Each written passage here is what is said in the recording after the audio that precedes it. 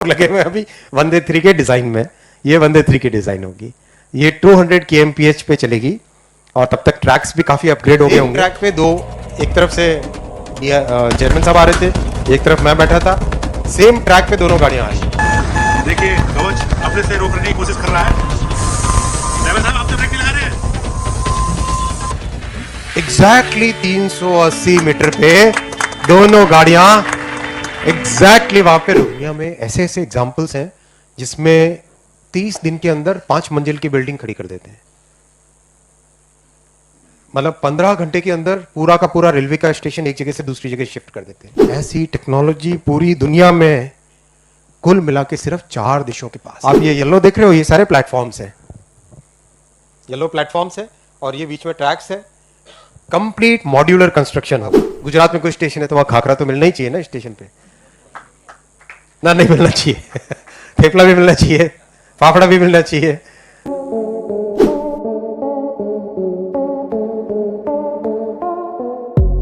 में आप लोग होंगे जो कि मैक्सिमम भारत के डिसीजंस लेंगे। आपकी जो जनरेशन है, ये जनरेशन होगी जो कि भारत के मैक्सिमम डिसीजंस लेंगी। आपके एस्पिरेशंस हैं, आपकी ड्रीम्स हैं, आपने दुनिया देखी है। आप सब के सब ऐसे हो जिन्होंने YouTube, Insta, Facebook, internet, mobile, smartphone इसके साथ पैदा हुए हो। हम लोगों की जो जनरेशन थी, हम लोग इतने एक्सपोजर नहीं था हम लोगों को। आप लोगों को बहुत अच्छा एक्सपोजर है, दुनिया देखिए। तो आप लोगों के मन में आता है कि हमारे यहाँ भी जो कुछ भी हो, चाहे ट्रेन हो, चाहे स्टेशन हो, चाहे एयरपोर्ट्स हो, चाहे हाईवेज हो, वो सब के सब वर्ल्ड क्लास हो। ये एस्पिरेशन है कि नहीं? कितने लोगों के है? कितने लोग सोचते हैं कि हमारे यहाँ भी railway station, train world class होनी चाहिए? सभी सोचते हैं? कोई ऐसा है जो नहीं सोचता है कि नहीं होनी चाहिए? शायद ही कोई होगा, नहीं है।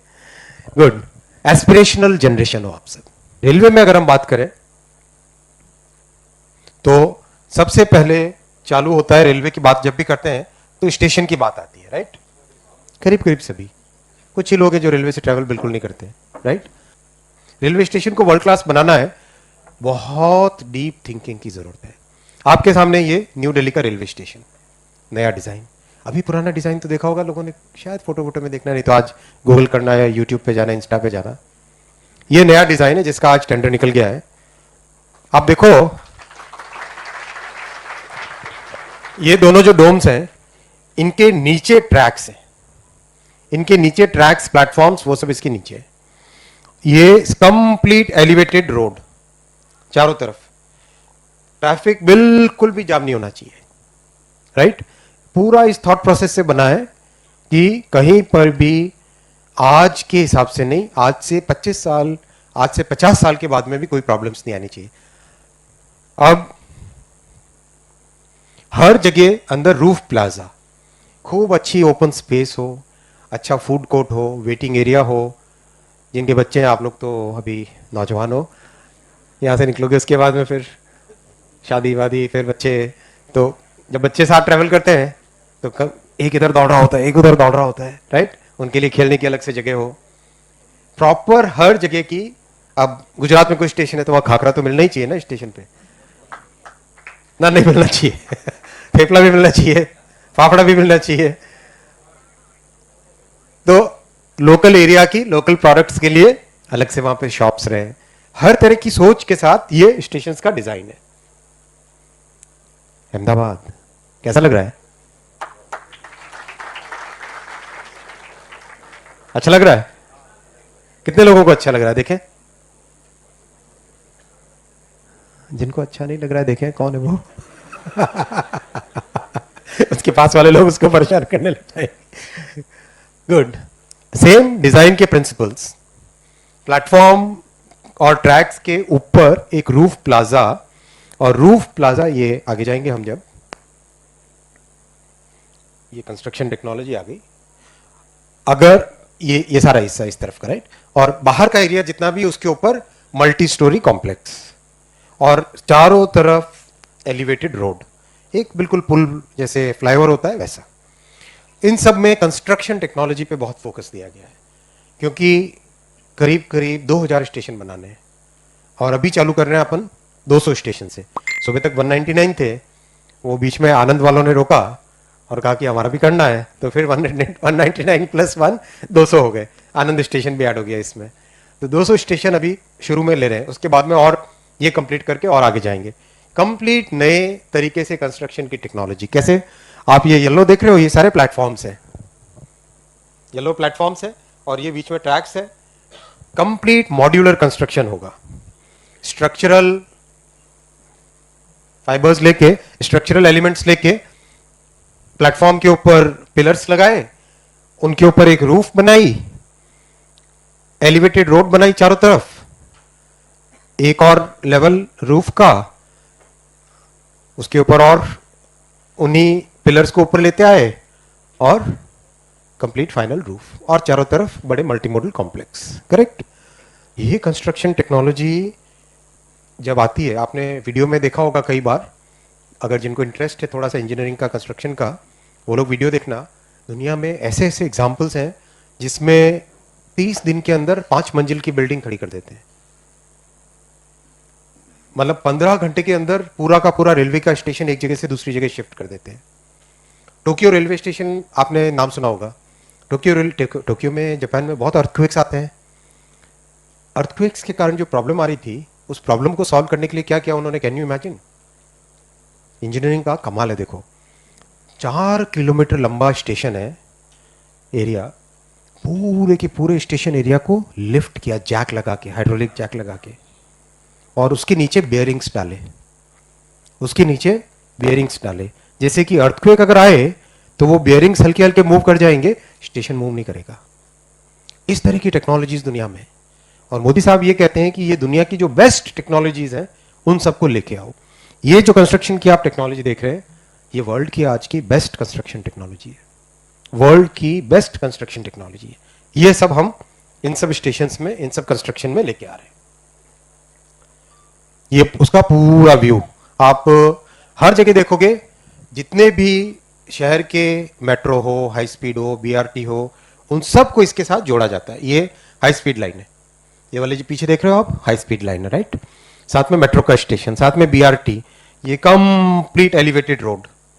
और जो भी शहर की विरासत है, हजारों साल पुरानी, कई सौ साल पुरानी, उस विरासत को जोड़ के, उसको बचा के, उसको एम्पलीफाई करके, जरूरत नहीं लेजर की ना, तो उसको बचा के, उसको जोड़ के, उसको ध्यान में रखते हुए हर चीज करनी है। ध्यान है। फिर ग्रीन बिल्डिंग होनी चाहिए, हर एक जगह सोलर, हर एक जगह एनर्जी कंजर्वेशन, बिल्कुल फ्यूचरिस्टिक सोच। इन सब के स्टेशंस के एस्टिमेट्स बन गए, डिजाइन्स बन गए, सैंक्शंस हो गए, और टेंडर निकल गए, और कई जगह काम चालू हो गया। ये भी अहमदाबाद कि इसके अलग अलग व्यूज। अंदर रूफ प्लाजा, ये बाहर से मेन व्यू। ये सूरत, सूरत में स्टेशन के बिल्कुल पास में बस स्टैंड है, ये वाला बस स्टैंड, राइट? तो बस स्टैंड, बस स्टेशन और स्टेशन, रेलवे स्टेशन दोनों इंटीग्रेट होने चाहिए, अलग अलग नहीं होने चाहिए। कितने लोग सूरत से यहाँ पे? सूरत स्टेशन पे बस स्टैंड एकदम पास में या दूर है? एकदम बाजू में, बरोबर है ना? एकदम बाजू में छे। केम छो? खूब मजा ना, थोड़ा सा मजा गुड सार। तो ये कैसा लगा? अच्छा है, खूब सरस छे, एकदम सरस छे। देखो ये पूरी की पूरी एलिवेटेड रोड। लोग कहते थे कि कब बनेगा, कब बनेगा, ऑलरेडी कॉन्ट्रैक्टर ने मोबिलाइजेशन चालू कर दिया है, राइट? 10-15 दिन पहले कॉन्ट्रैक्ट अवार्ड हुआ था, करीब करीब 6-7 महीने पहले डिजाइन अप्रूव हुई थी, टेंडर हुआ, टेंडर के बाद में अप्रूवल हुआ, अप्रूवल होके अब इस पे काम चालू हो गया है। तो अगेन सेम एलिमेंट्स, ये कंप्लीट रूफ प्लाजा बन रहा है पटरियों के ऊपर, पटरियों के बाहर वाला एरिया, इसमें multi modal high rise building, और चारों तरफ एलिवेटेड रोड। करेक्ट? ये चीज सब जगह हर एक स्टेशन पे बनेगी, सब में रूफ प्लाजा, अच्छे से बड़ा वेटिंग एरिया, जितने भी एलिमेंट्स हैं आसपास सब इंटीग्रेट होना चाहिए। अब छोटा स्टेशन लो, उधना, उधना में भी वो कि वो एलिमेंट सब जगह रूफ प्लाजा। और ये सोमनाथ, सोमनाथ की साइड से कौन आता है इधर? है कोई? सोमनाथ की साइड से वेरावल, सोमनाथ, उस तरफ से आप हो, राइट? कितनी सुंदर जगह है, राइट? इतना सोच समझ के बिल्कुल मंदिर वाले तरीके से स्टेशन का डिजाइन किया, ये सोमनाथ का मंदिर।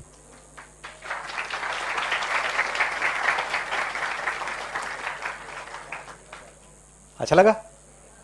आपकी एस्पिरेशंस पे 10 आउट ऑफ 10 है या कितना? 11 आउट ऑफ 10। मोदी जी को बता दूं ये? गुड,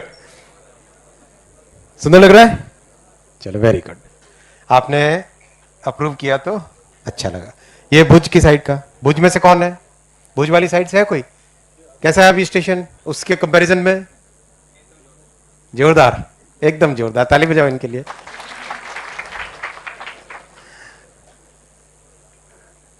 इसमें भी रूफ प्लाजा। मैं क्यों बता रहा हूं ये कि चाहे स्टेशन अहमदाबाद का हो, दिल्ली का हो, सूरत का हो, भुज का हो, जालना का हो, फालना का हो, कहीं का भी हो, छोटे से छोटा हो, भुज का हो, जालना का हो, फालना का हो, कहीं का भी हो, छोटे से छोटा स्टेशन हो उसको वर्ल्ड क्लास बनाना है।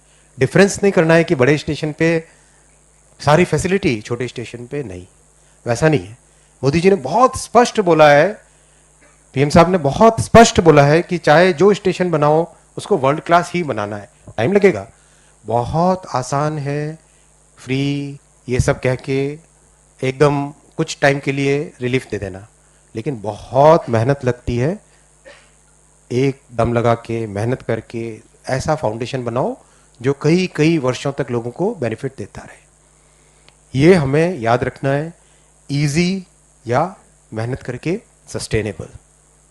दुनिया में बहुत सारे देशों ने इजी मनी वाली बात की और उनकी हालत आज कैसी है। आप लोग सब एजुकेटेड बच्चे हो, नौजवान हो, छात्र हो, आप समझते हो इन चीज़ों को। आप देखना आज कुछ कई देश हैं, यूके, उसकी हालत कैसी हो रही है, राइट? पास में श्रीलंका, कैसी हालत हो रही है। और जो मजबूती से सोच समझ के आगे बढ़ रहे हैं वो लोग किस पोजीशन में, ये आप खुद जजमेंट करना, क्योंकि आपकी जनरेशन का प्रश्न है ये प्रश्न केवल हम लोगों का नहीं है। ये प्रश्न है कि आप लोगों की जनरेशन को किस तरह का भविष्य चाहिए, किस तरह का भारत चाहिए, किस तरह की आपकी एम्प्लॉयबिलिटी होगी, किस तरह की अपॉर्चुनिटीज आपको मिलेगी, उसका प्रश्न है ये। आपके सामने रिपोर्ट कार्ड रखना बहुत जरूरी है। पीएम साहब ने 199 बोला, अब 200 हो गया आज। उसमें से 134 के मास्टर प्लान बन गए करीब करीब। 65 के कंप्लीट डिजाइन अप्रूवल में केवल आर्किटेक्चरल चीज देखने की बात नहीं होती, उसका अंदर से किस तरह का स्ट्रक्चर का डिजाइन है, किस तरह की रूफ प्लाजा बनेगी, किस तरह का आगे ट्रैफिक का डिजाइन है। जो सिविल इंजीनियरिंग पढ़ रहे हैं, यहाँ पे सिविल इंजीनियरिंग वाले हैं कोई? आपको राइट, सिविल में कितना कॉम्प्लेक्सिटी के साथ देखना पड़ता है सारी चीजें, कंप्लीट एस्टिमेट बनाना, कंप्लीट उसका प्लान बनाना, तो वो सब डिजाइन 65 के डिजाइन अप्रूव हो गए, 47 के टेंडर्स हो गए और 34 स्टेशंस पे आज काम चल रहा है।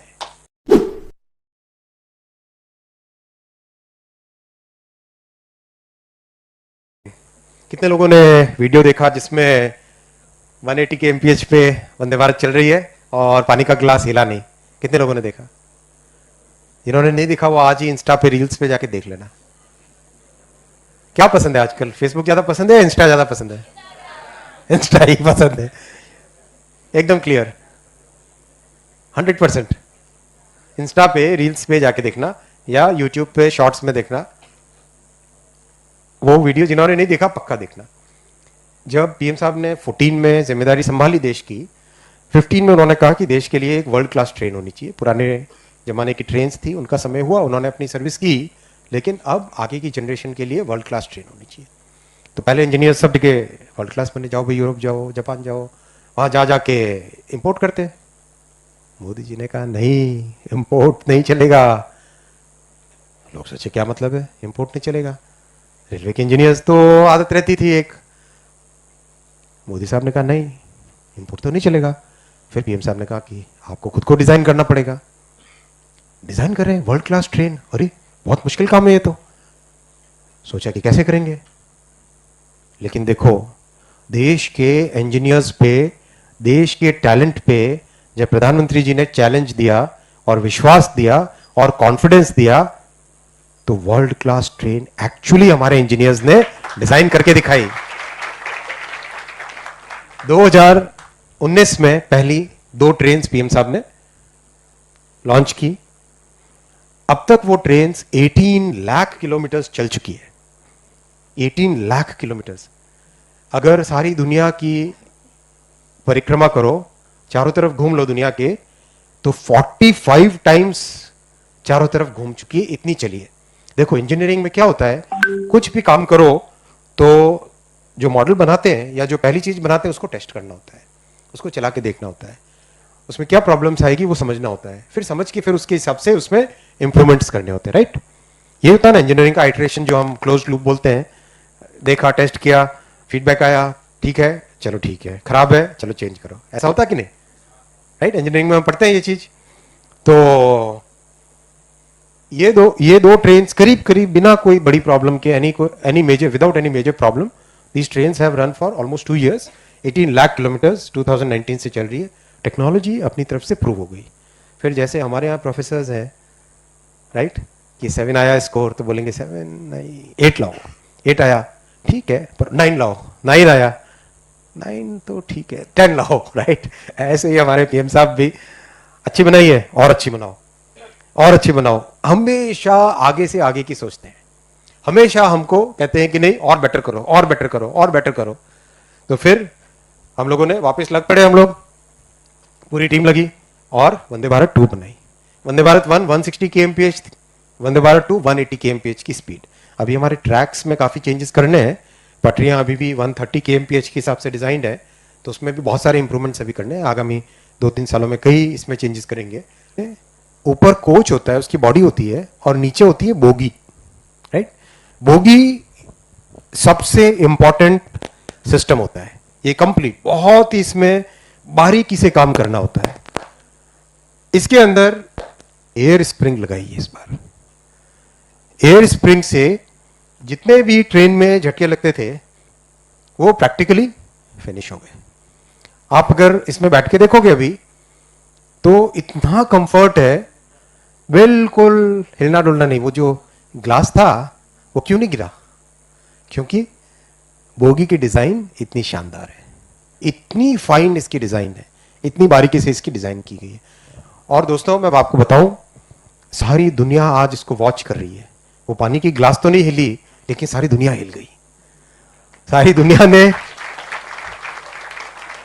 दुनिया इस ट्रेन को नोटिस कर रही है, और ऐसी जब 20-40 ट्रेन चल जाएंगी तो सारी दुनिया को हिंदुस्तान से ही सप्लाई होगी, सारी दुनिया में एक्सपोर्ट हिंदुस्तान से होगी।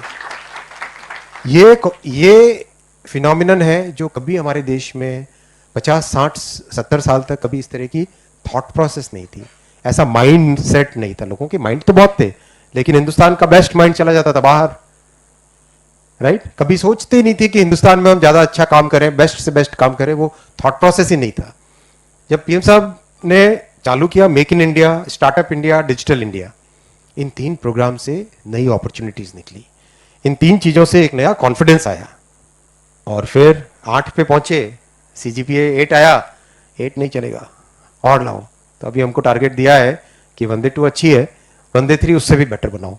तो हम लोग लगे हुए अभी वंदे 3 के डिजाइन में, ये वंदे 3 की डिजाइन होगी, ये 200 kmph पे चलेगी, और तब तक ट्रैक्स भी काफी अपग्रेड हो गए होंगे। और इसमें कंप्लीट इसका जो बॉडी का डिजाइन है, इस बार सारा फोकस जाएगा बॉडी के डिजाइन पे। ये कंप्लीट जो बॉडी का डिजाइन है, बोगी तो बहुत अच्छी बन गई, अभी बोगी का डिजाइन बहुत परफेक्ट हो गया, अब कंप्लीट फोकस जाएगा बॉडी के डिजाइन पे। एकदम लाइट वेट एल्यूमिनियम की बॉडी बनेगी वंदे 3 में, एकदम लाइट वेट एल्यूमिनियम की बॉडी बनेगी, और उसके बीच में वैक्यूम रहेगा, यानी एल्यूमिनियम के समझो अगर 2 पीस है, 2 पीस है तो 2 पीस के बीच में वैक्यूम रहेगा, इस तरह का। ये टोटली नई टेक्नोलॉजी है। जितनी बुलेट ट्रेन है, जितनी बहुत ही मोस्ट एडवांस ट्रेन्स हैं, उन सब ट्रेन्स में वो वाली टेक्नोलॉजी रहती है। वो टेक्नोलॉजी अभी अपने वंदे 3 में आएगी, राइट। वंदे 2 से भी और बेटर करने का प्लान है, और इसका लॉन्च होगा 2025 में लॉन्च होगा इसका। अभी डिजाइन वर्क चल रहा है, बहुत कॉम्प्लेक्स डिजाइन होती है इसकी, एक एक कंपोनेंट, एक एक सिस्टम, सबका आपस में इंटीग्रेशन बहुत सोच समझ के करना पड़ता है, राइट, क्योंकि ह्यूमन सेफ्टी से एसोसिएटेड है। तो ये वंदे 3।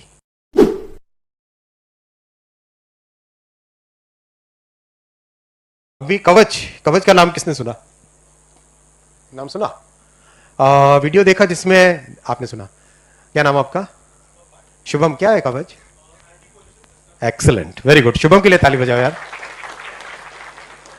एक ही ट्रैक पे अगर 2 गाड़ी आ रही है तो वो टकरानी नहीं चाहिए, राइट। ये टेक्नोलॉजी बनाई रेलवे के इंजीनियर्स ने, इसका नाम है कवच। और अब एज वी स्पीक 3000 किलोमीटर्स पे इसके टेंडर हो चुके हैं और इंस्टॉलेशन चालू हो रहा है। बहुत ही इंटरेस्टिंग टेक्नोलॉजी है।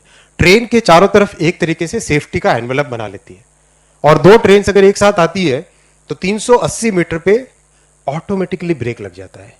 तो इसकी टेस्टिंग के लिए, मैं तो इंजीनियर हूं, तो मुझे लगता है कि इंजीनियरिंग को तो एक रहता है ना कीड़ा तो रहता है कि खुद टेस्ट करनी चाहिए। तो टेस्टिंग के लिए गए सिकंदराबाद। तो जाओ, पूरे रास्ते में जनरल मैनेजर साहब बोलते रहे कि साहब आप मत चढ़ो इसमें गाड़ी में, आप मत जाओ, मैंने हम कर लेंगे ना टेस्टिंग। मैंने कहा चक्कर क्या है, क्यों मना कर रहे हैं, बार बार बार बार बार बार मना कर रहे हैं, नहीं नहीं सर आप मत जाओ ना, आप मत बैठो, हम कर लेंगे टेस्टिंग। तो फिर हमने कहा ठीक है, एक तरफ मैं बैठूंगा, दूसरी ट्रेन में बैठेंगे हमारे रेलवे बोर्ड के चेयरमैन साहब। अगर दूसरी तरफ मंत्री बैठे होते दूसरे, तो एक ही बार में। लेकिन बहुत सक्सेसफुल टेस्ट हुआ। ये देखो चल गई है। सेम ट्रैक पे दो, एक तरफ से चेयरमैन साहब आ रहे थे, एक तरफ मैं बैठा था, सेम ट्रैक पे दोनों गाड़ियां आई। देखिए कवच अपने से रोकने की कोशिश कर रहा है। ड्राइवर साहब आप तो ब्रेक नहीं लगा रहे हैं। एग्जैक्टली 380 मीटर पे दोनों गाड़ियां एग्जैक्टली वहां पे रुक गई। What an experience it was, I cannot share it with you.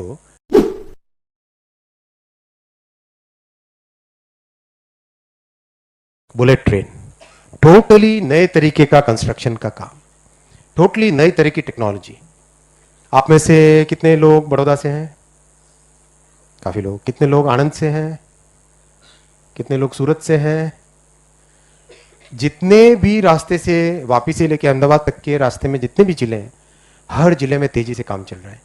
92 kilometre के पिलर्स अभी तक बन गए। इसका काम देखने को गया आप में से? आपने देखा कैसा है काम? क्या नाम है आपका? विवेक, थोड़ा सा बताओ इस काम के बारे में। थोड़ा पास में जाके अगली बार देखना। आप चाहो तो अपने कॉलेज की तरफ से, ध्रुव भाई, आप चाहो तो कॉलेज की तरफ से प्रॉपर एक स्टडी टूर कर सकते हो, हम ऑर्गेनाइज कर लेंगे। डीआरएम साहब हैं यहाँ पे, डीआरएम साहब से आप कोऑर्डिनेट करके कभी भी एक स्टडी टूर कराओ। देखना चाहोगे? एकदम नई टेक्नोलॉजी, इतना मजा आएगा, it's real fun, it's very thrilling. एक टोटली नए तरीके से काम हो रहा है। ये आनंद डिस्ट्रिक्ट, ये बड़ौदा डिस्ट्रिक्ट, ये माही रिवर के ऊपर ब्रिज। वैसे 8 नदियां हैं, हर एक रिवर पे एक नया ब्रिज बन रहा है इसका। ये फुल स्पैन कास्टिंग यार्ड, जितनी बड़ी बड़ी मशीन आप देख रहे हो ना, सारी मशीनें पहले तो बाहर से लाए और फिर अपना दिमाग लगा के हिंदुस्तान में बनाई, सारी की सारी मशीनें। ये फुल स्पैन 40 मीटर का गर्डर बन रहा है, ये कंप्लीट यहां से यहां तक 40 मीटर्स, 40 मीटर्स यानी 130 फुट के आसपास, राइट। ये जो पिलर्स देखे आपने, ये दो पिलर्स के बीच में एक गर्डर लगेगा, बराबर है। इन दो पिलर्स के ऊपर एक गर्डर लगेगा, उस गर्डर के ऊपर पटरी बनेगी, उस पटरी के ऊपर ट्रेन दौड़ेगी। ये टेक्नोलॉजी है, राइट। तो एक पिलर, दो के बीच में 40 मीटर का गैप है, 40 मीटर के गैप में एक गर्डर लगेगा, फिर इसके आगे वाला, फिर वही 40 मीटर का गैप, राइट। इस तरह की कंस्ट्रक्शन की टेक्नोलॉजी है। ये क्रेन पूरी की पूरी इसको उठाएगा, गर्डर को, पूरा गर्डर एक बार में बना, और उसके बाद में पिलर के पास लेके जाएगा। पिलर के ऊपर ये ट्रांसपोर्ट, राइट। अब ये गर्डर आया, इस क्रेन ने उठाया, क्रेन ने उठा के, इस वाली क्रेन ने उठाया, इसके ऊपर रखा, और इसके ऊपर से गर्डर इस पिलर से इस पिलर के बीच में अभी गैप है, राइट। ऐसी टेक्नोलॉजी पूरी दुनिया में कुल मिला के सिर्फ 4 देशों के पास है, सिर्फ 4 देशों के पास ऐसी कंस्ट्रक्शन टेक्नोलॉजी। और ये सब आप सबके लिए, बड़ी बड़ी मशीनें, ये सारी मशीनें हिंदुस्तान में बनी। पहले एक बाहर से लाए, फिर Hindustan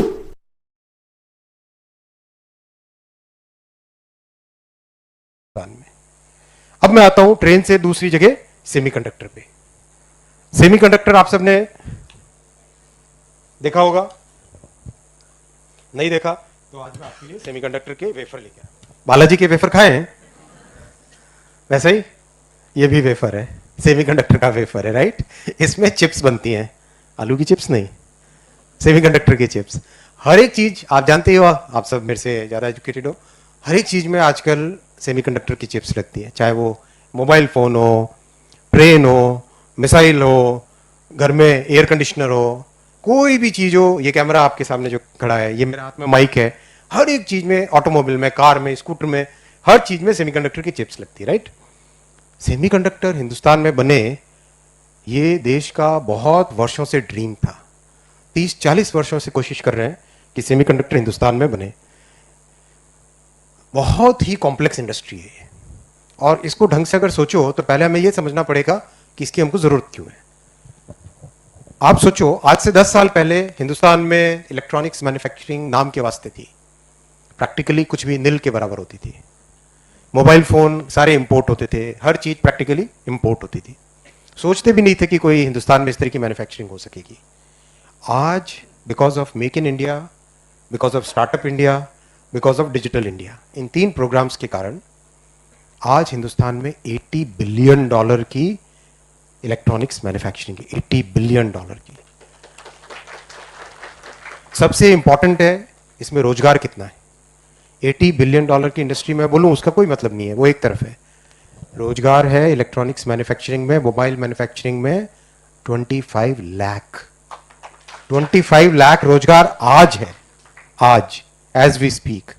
and this industry is growing at a rate of 17 to 18% per annum. 80 billion से ये 300 बिलियन की तरफ जाएगी अगले 5 सालों में। और रोजगार जो 25 लाख है आज, वो 25 लाख रोजगार 1 करोड़ रोजगार की तरफ जाएगा। और ये कंटिन्यूसली ग्रो हो रही है, इसके पीछे कंटिन्यूस हमारी मॉनिटरिंग, पीएम साहब कंटिन्यूसली फोकस करके रखते हैं। अभी बहुत जल्दी आने वाले दिनों में, आगामी दिनों में, with in few weeks, electronics manufacturing को और ज्यादा एक्सटेंड करें, किस तरह से उसके ऊपर एक अप्रूवल होगा। ये इलेक्ट्रॉनिक्स ये मोबाइल मैन्युफैक्चरिंग के अंदर के प्लांट के, आपने किसी ने मोबाइल मैन्युफैक्चरिंग का प्लांट देखा है या वीडियो देखा उसका? वीडियो देखा है? देखने की चीज है, इतनी बारीकी से काम होता है और हजारों की संख्या में लोग काम करते हैं। अभी एक प्लांट लगने वाला है जल्दी एप्पल का, जिसमें एक प्लांट में, एक फैक्ट्री में 60,000 लोग एक साथ काम करेंगे। फैक्ट्री बन गई ऑलरेडी और उसमें पहला बैच ऑलरेडी लग चुका है, पर एक फैक्ट्री, अकेली फैक्ट्री में 60,000 लोग काम करेंगे। इस तरह की पोटेंशियल है इलेक्ट्रॉनिक्स मैन्युफैक्चरिंग में, और उसी पोटेंशियल को हम लोग, पीएम साहब बहुत फोकस के साथ, मतलब कोई भी दुनिया से किसी भी हिस्से से जब भी कोई इलेक्ट्रॉनिक्स मैन्युफैक्चरिंग का व्यक्ति आता है, पीएम साहब टाइम निकालते हैं उसके लिए। 1 घंटा चाहिए 1 घंटा, 2 घंटा चाहिए 2 घंटा, लेकिन देश में इस चीज को लाना है।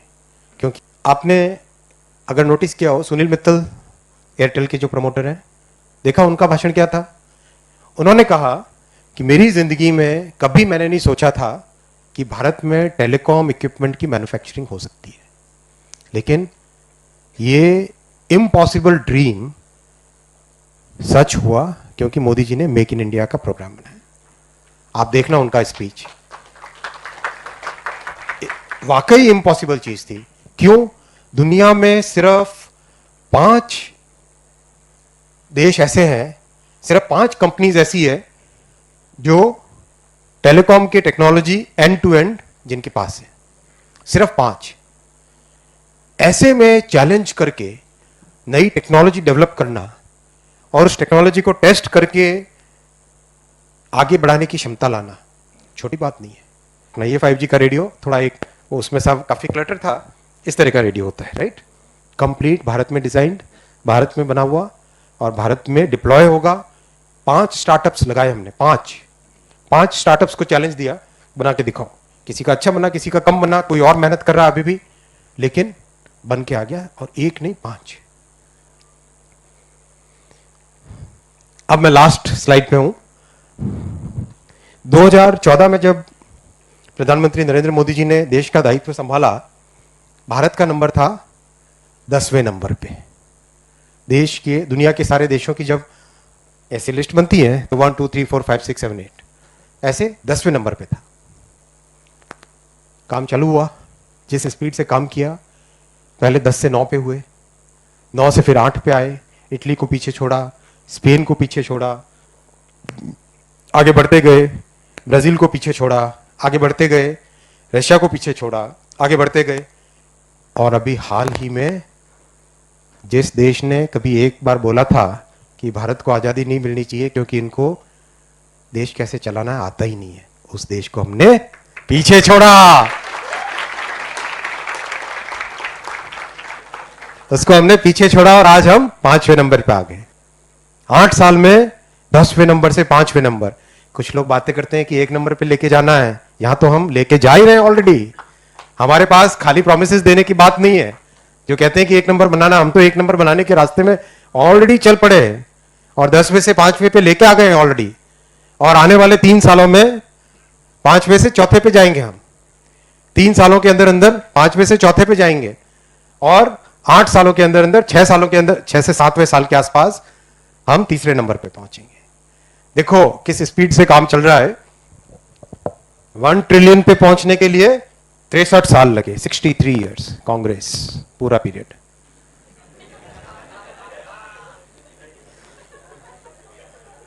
दो 2010 से 17, 7 साल में 2 ट्रिलियन, 3 साल में 3 ट्रिलियन। ये नंबर आप गूगल, सब एजुकेटेड बच्चे हो, आप खुद चेक कर लेना कितने साल लगे, क्या लगे। IMF की वेबसाइट होती है, वर्ल्ड बैंक की वेबसाइट होती है, उस पर सारा डेटा मिल जाएगा, राइट। ये जर्नी है, इस स्पीड से काम कर रहे हैं और कोई रोक नहीं सकता हमको आगे 8 साल के अंदर अंदर 3रे नंबर पे पहुंचने पे। कोई रोक नहीं सकता और उसके आगे जाना है, रुकना नहीं है, रुकना नहीं है। जब तक आप लोग डिसीजन मेकर्स बनोगे तब तक हिंदुस्तान एक विकसित देश बन के निकलेगा। रेडी हो? अपना भविष्य अपने हाथ में लेके रखना है।